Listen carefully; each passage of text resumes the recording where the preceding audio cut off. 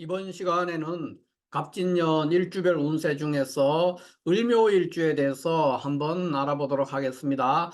자, 지난 시간에 했던 갑인일주와 마찬가지로 을묘일주도 천간과 지지가 모두 같은 목으로 이루어져 있죠. 그래서 이런 것을 지난 시간에도 말씀을 드렸지만 간여지동이다 이렇게 말합니다. 그러니까 간과 지가 같다는 거죠.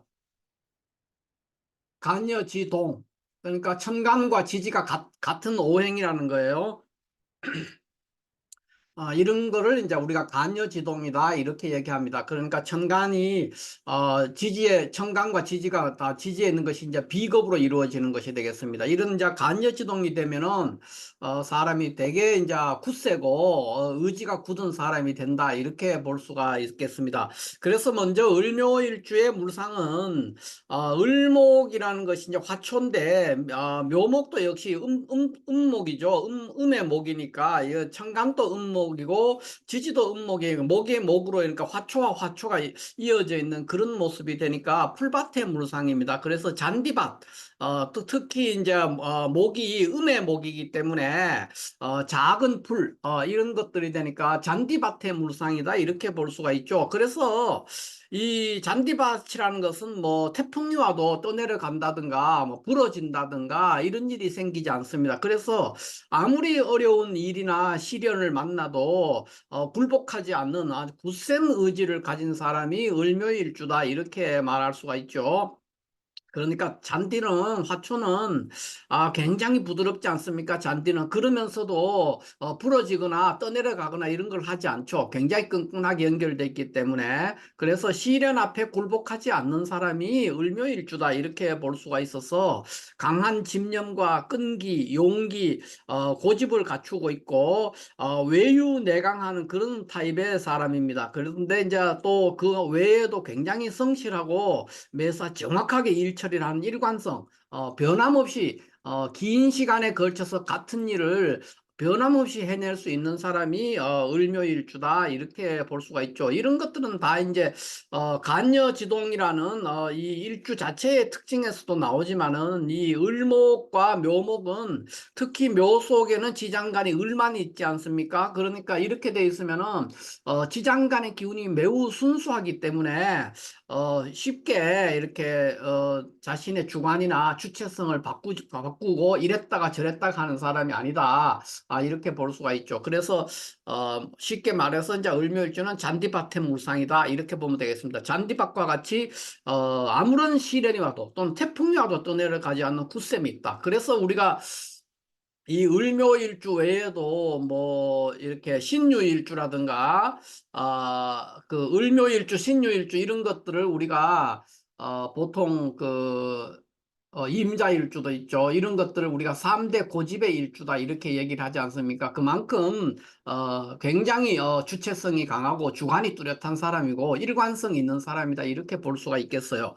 두 번째는 이제 을목은 이게 풀이 될 것이고 묘목은 토끼죠, 동물로서. 그래서 풀밭에 있는 토끼입니다. 그래서 좀 예쁘장하고 미모가 있고 여자 같으면 굉장히 미모도 있고 또 정도 많고 그런 스타일을 보인다는 거죠. 그래서 보통 이 을묘일주는 남자든 여자든 복잡한 이성 문제를 가진다 이렇게 봅니다. 이 을묘 자체가 우리가 맹아의 물상이라고도 합니다. 맹아. 그러니까 풀이 땅을 뚫고 이렇게 막 그 땅 위로 이렇게 솟아오르는 이 모습입니다. 땅을 뚫고 솟아나오는 작은 풀의 모습이라서 맹아의 물상이다. 그래서 이 을묘일주는 복잡한 이성 문제를 갖게 되는 겁니다. 이성 문제에서 복잡함이 있고 또 성정도 굉장히 차갑고 또 정도 있으면서도 굉장히 차가운 면을 보여서 다면적인 성격 이런 것들을 보이는 그런 사람이 되겠습니다. 그거 왜 을묘일주가 이렇게 되느냐 했을 때 뭐 을묘라는 물상에서도 그렇게 유추할 수 있지만은 을묘일주는 그 자체가 이제 이게 음욕살입니다. 음욕살. 음욕살이 되고 또 이 묘목은 우리가 보통 말할 때 도화에 해당이 되는 데다가 이 을목에서 이 묘목이라는 것은 화토동법, 그러니까 병과 무가 식과 제죠. 식과 제인 이 병과 무가 묘목에서 욕지에 놓이게 됩니다. 그래서 식재가 모두 욕지에 놓이게 되기 때문에 남자든 여자든 다 좀 복잡한 이상 문제, 복잡한 이성 문제, 그러니까 많은 이성과의 얽힌 어떤 그런 경험을 한다 이렇게 볼 수가 있고, 뭐 또 약간 바람둥이 기질도 있다 이렇게 볼 수가 있겠습니다. 그러나 을묘일주 자체는 그 외견상으로 굉장한 미모를 갖추고 있는 그런 일주다 이렇게 볼 수가 있겠어요.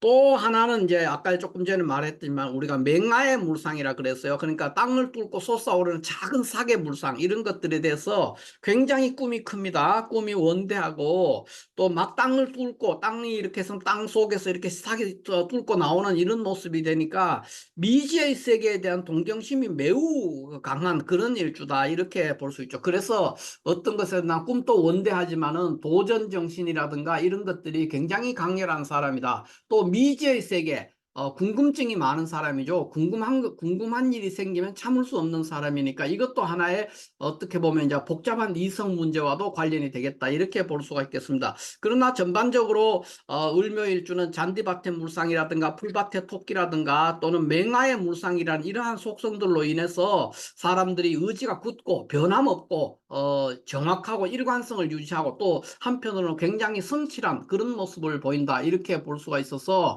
단점보다는 장점이 훨씬 많은 일주다. 이렇게 볼 수가 있겠습니다. 특히 을묘일주는 일지 묘목의 속성으로서 이 체력 단련이라든가 또는 뭐 몸을 쓰는 일들, 그 외에 뭐 운동이나 스포츠 이런 것과 깊은 인연을 갖는 그러한 일주다 이렇게 볼 수가 있겠습니다.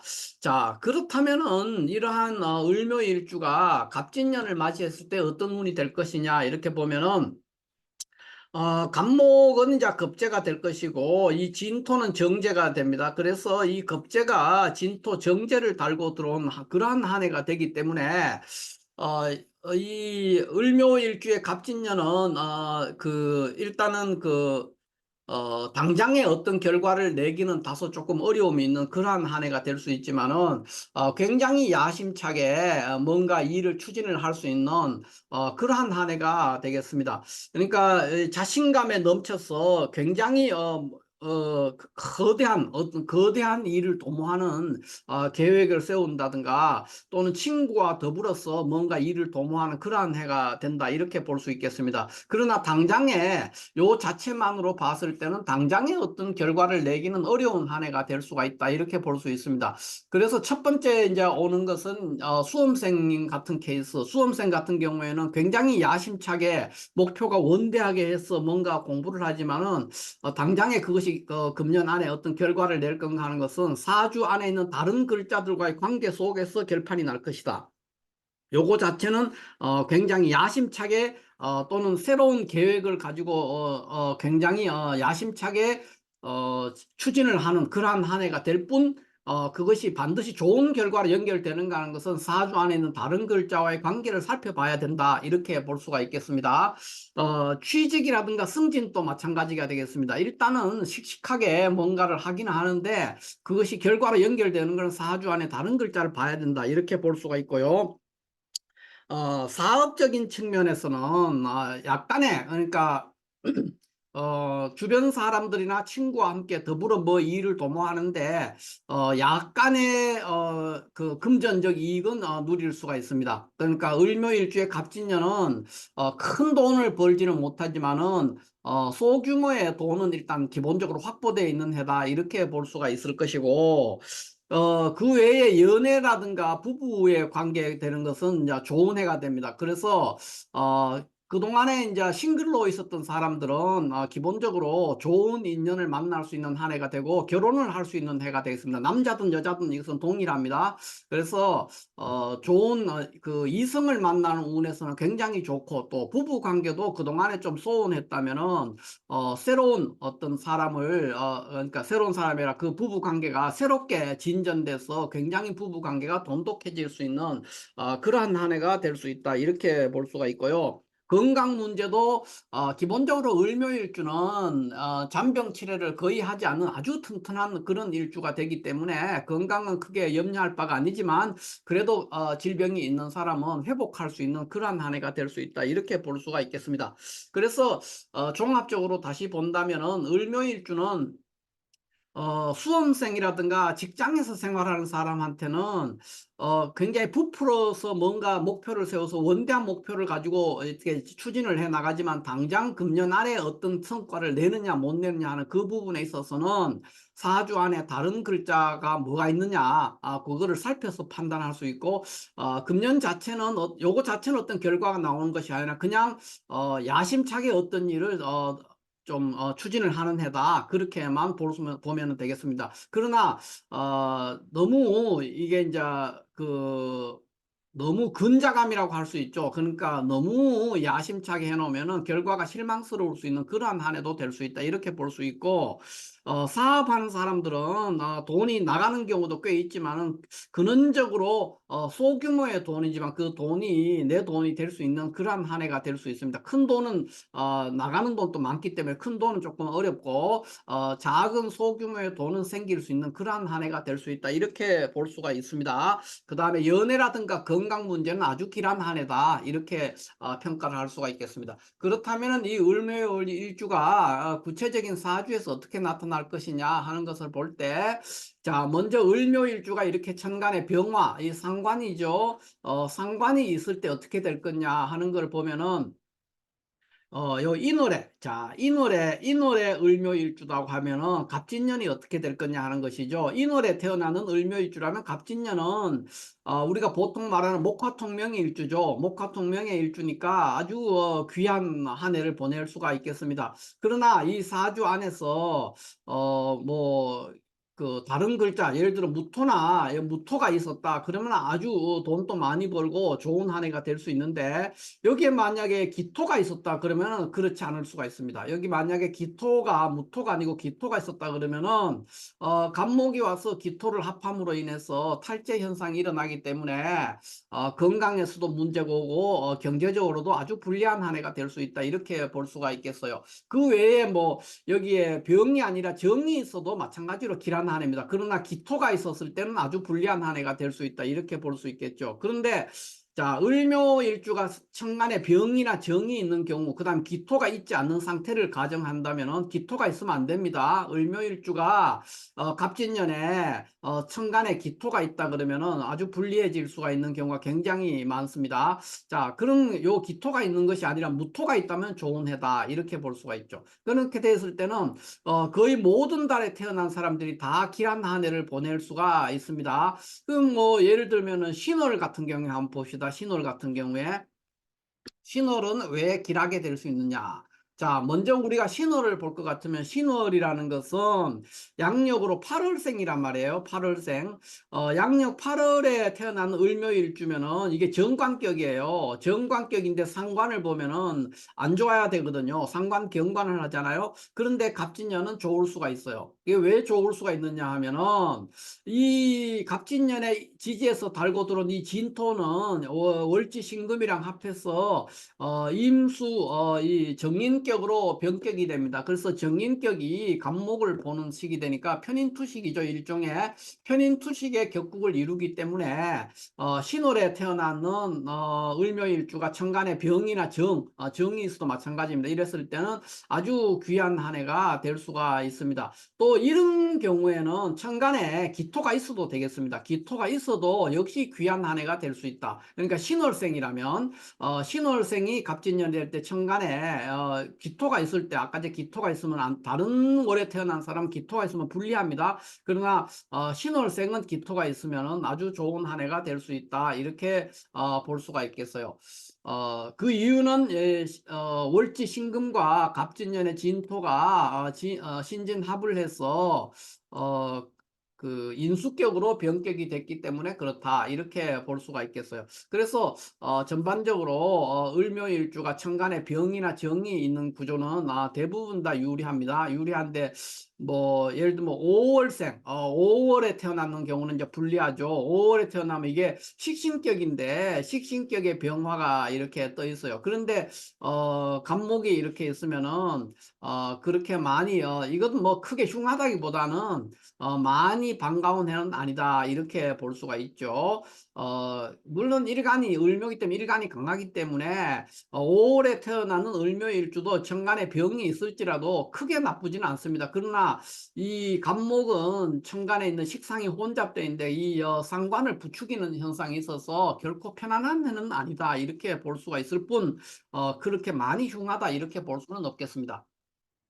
그 다음에 이제 또 을묘일주가 천간에 이번에는 경금이 있는 경우인데 요 경우는 경금이 이제 정관이 되죠. 정관이 되니까 여기 보면은 이제 한 몇 개 달들은 나쁘고 나머지는 대부분 다 유리한 한 해가 됩니다. 뭐 예를 들어서 왜 그렇게 되느냐? 여기 지금 만약에 인월에 태어나는 을묘일주라고 했을 때 인월에 태어나는 을묘일주다. 그러면은 갑진년이 어떻게 될 거냐 했을 때 요것은 이제 인월의 을묘니까 우리가 보통 말하는 월급격이란 말이에요. 월급격. 그러니까 월급격이 정관을 보는 거예요. 그러니까 그거를 우리가 격국으로 뭐라고 하느냐 녹급용관격이다 이렇게 말합니다. 녹급용관. 근데 이제 간목이 떴으니까 월급격이 정관을 보니까 불리한 게 없죠. 좋은 해가 될 수 있고 묘월도 마찬가지가 됩니다. 묘월이면은 이제 3월 달생인데 을묘일주면 근록격이 되겠습니다. 근록격이 정관을 보니까 역시 마찬가지로 녹급 용관격을 이루게 돼서 좋은 한 해가 될 수 있습니다. 그러나 여기 뭐 4월이나 5월이 되면은 이제 불리하게 됩니다. 4월이나 5월생이면은 여기에 4월 그러면 상관격이 정관을 보는 것이죠. 그래서 폐가 나는 것이고 5월은 식신격이 정관을 보니까 역시 폐가 나는 겁니다. 그 다음에 6월생은 어떻게 되느냐? 양력 9월생이죠.